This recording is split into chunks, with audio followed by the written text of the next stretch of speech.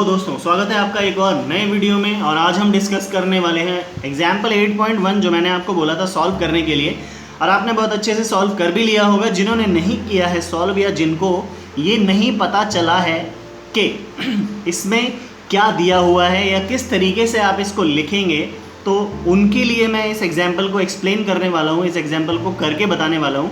अच्छा, एग्जाम्पल करने से पहले आपको ये ध्यान में रखना बहुत ज़्यादा ज़रूरी है कि आपको क्वेश्चन बहुत अच्छे से पढ़ना है। चाहे आप ये न्यूमेरिकल कर रहे हैं या आप कोई भी दुनिया का न्यूमेरिकल कर रहे हैं, आपको ये ध्यान रखना है कि आप बहुत अच्छे से उस क्वेश्चन को रीड करें, पढ़ें। जब तक आप उस क्वेश्चन को पढ़ेंगे नहीं, आपको समझ में नहीं आएगा कि क्या क्या चीज़ें तो आपको दी हुई हैं क्वेश्चन में और क्या आपको निकालना है। वो सब आपको क्वेश्चन से ही पता चलता है। तो चलिए हम क्वेश्चन पढ़ के लिख लेते हैं कि हमारे पास क्या क्या चीज़ें दी हुई हैं। चलिए क्वेश्चन पढ़ते हैं। एक वस्तु 16 मीटर की दूरी 4 सेकंड में तय करती है। चलिए, आपको क्या दिया हुआ है? आपको सबसे पहली चीज़ जो दी है वो दी है दूरी, और वो कितनी दी है? 16 मीटर की। फिर उसके बाद आपको दिया है समय, और वो आपका दिया है 4 सेकंड का।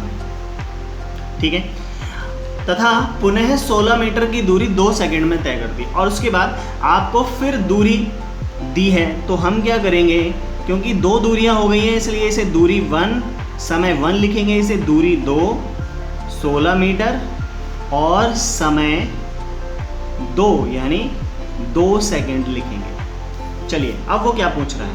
वस्तु की औसत चाल क्या होगी? तो औसत चाल के लिए हमने फॉर्मूला याद अगर किया हो तो आपको पता होगा कि औसत चाल बराबर क्या होती है? ये होती है कुल तय की गई दूरी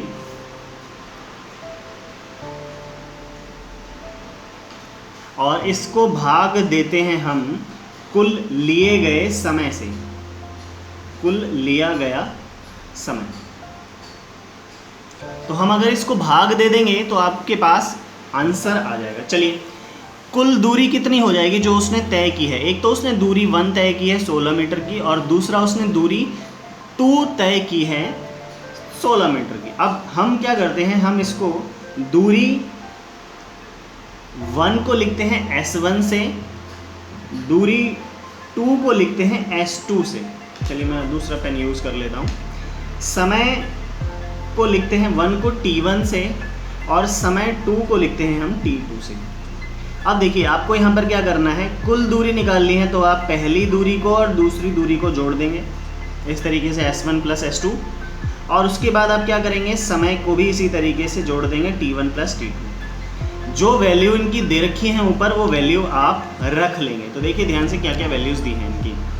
S1 की वैल्यू है 16, तो यहाँ आप रखेंगे 16, जमा S2 की वैल्यू भी कितनी दी है?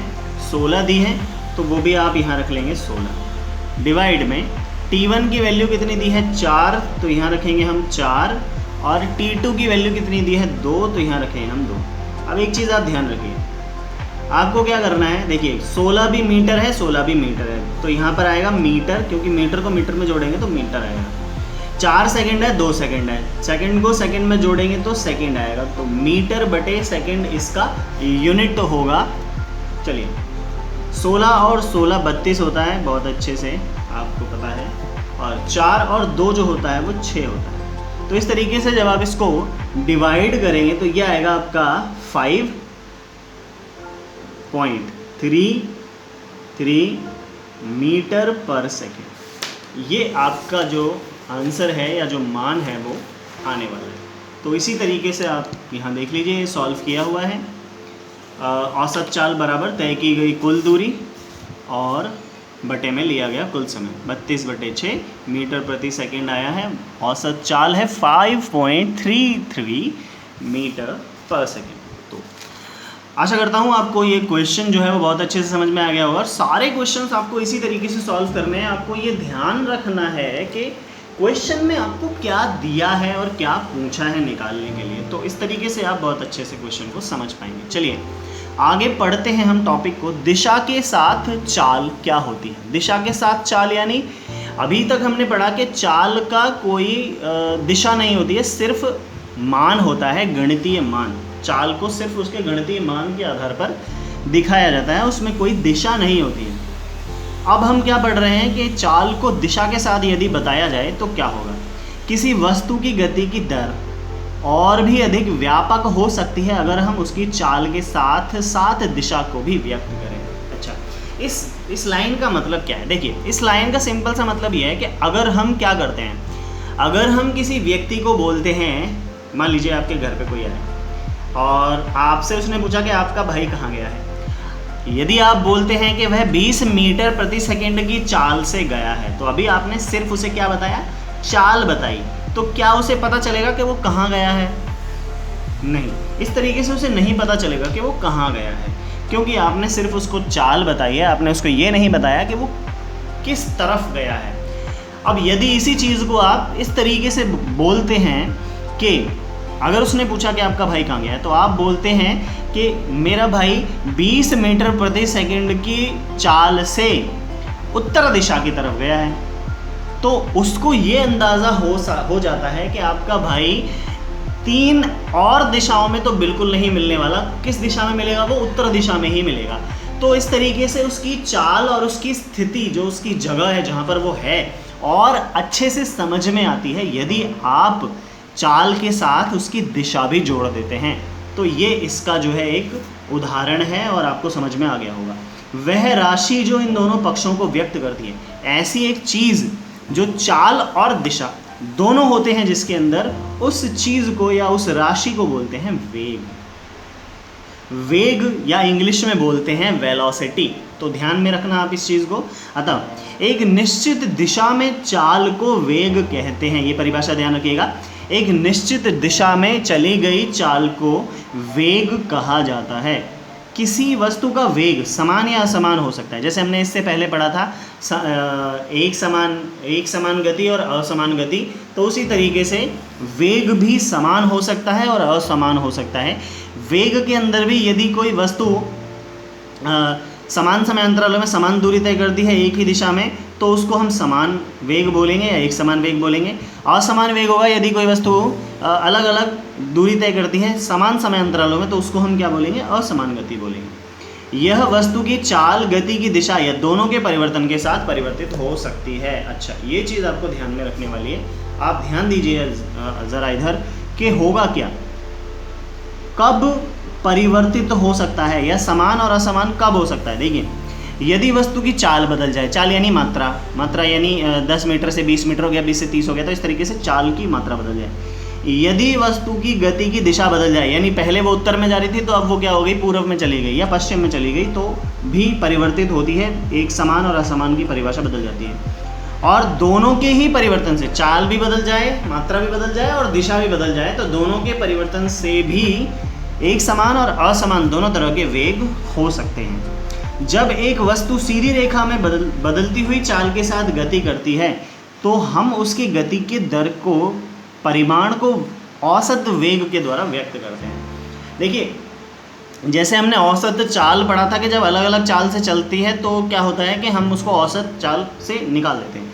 इसी तरीके से जब वस्तु एक ही दिशा में अलग अलग मान से गति करती है, यानी जो दूरी वो तय कर रही है वो अलग अलग दूरी तय करती है एक ही दिशा में, तो हम उसको औसत वेग के ज़रिए दिखाते हैं। अब औसत वेग को हम कैसे निकालेंगे या कैसे उसको समझाएंगे, वो क्या होता है? औसत वेग होता है आपका, देखिए, यदि वस्तु का वेग समान रूप से परिवर्तित हो रहा है, तब दिए गए प्रारंभिक वेग और अंतिम वेग के अंक गणितीय माध्य के द्वारा औसत वेग प्राप्त किया जाता है, यानी माध्य निकाला जाता है। देखिए, प्रारंभिक वेग यानी जिससे वो पहले चल रही थी, पहले जिस वेग से वो चल रही थी उसको हम प्रारंभिक वेग बोलते हैं। अंतिम वेग क्या हुआ? जो उसने प्राप्त किया बदलने के बाद। तो देखो, ध्यान से देखो, यदि कोई वस्तु 10 मीटर प्रति सेकंड से चल रही थी और उसका मान बदल गया, वो बढ़ गई और वो 20 मीटर प्रति सेकंड से चलने लगी, तो 10 मीटर प्रति सेकंड क्या होगा? उसका प्रारंभिक वेग होगा। और 20 मीटर प्रति सेकंड क्या होगा? उसका अंतिम वेग होगा। तो इस तरीके से हम प्रारंभिक वेग और अंतिम वेग को समझ सकते हैं। और यदि आपको औसत वेग निकालना है तो औसत वेग के लिए प्रारंभिक वेग और अंतिम वेग का माध्य निकालना पड़ता है। माध्य निकालने का तरीका आपको बताया, दोनों को जोड़िए, 2 से भाग करिए, आपका माध्य आ जाता है। तो प्रारंभिक वेग और अंतिम वेग बटे में 2, इस तरीके से हम औसत वेग का मान निकालते हैं। प्रारंभिक वेग को हम u से निरूपित करते हैं और अंतिम वेग को हम v से निरूपित करते हैं, और जो मान होता है औसत वेग का उसको बोलते हैं u जमा v बटे 2। यहाँ पर ये वाला जो निशान है UAV का मतलब यहाँ पर एवरेज है, एवरेज माने औसत। तो VAV ये औसत वेग कहते हैं इसको, U प्रारंभिक वेग है, V अंतिम वेग है, और इसका मात्रक भी मीटर प्रति सेकंड ही होता है। तो आई होप ये वीडियो आपको समझ में आई होगी और ये पार्ट आपको बहुत अच्छे से समझ में आया होगा। अगर कुछ नहीं समझ में आया है तो आप मुझे कमेंट करके बता सकते हैं, और दूसरी वीडियो हम नेक्स्ट डे में लेकर आएंगे। और अगर आपको कोई डाउट है तो आप पूछ सकते हैं कमेंट करके। मैं मिलूँगा आपसे अपने नेक्स्ट वीडियो में। और अगर आपने चैनल सब्सक्राइब नहीं किया है तो चैनल को फटाफट से सब्सक्राइब कर लीजिए, अपने दोस्तों को भी ये वीडियो शेयर कर दीजिए। और अगर आपको कोई सजेशन देना है वीडियोस के बारे में, या आपको मुझे कुछ बताना है कि मुझे किस तरीके से वीडियो बनानी चाहिए या किन किन टॉपिक्स को कवर करना चाहिए, तो वो भी आप मुझे कमेंट करके बता सकते हैं। मैं मिलूँगा आपको अपने नेक्स्ट वीडियो में, तब तक के लिए good bye, take care and thank you.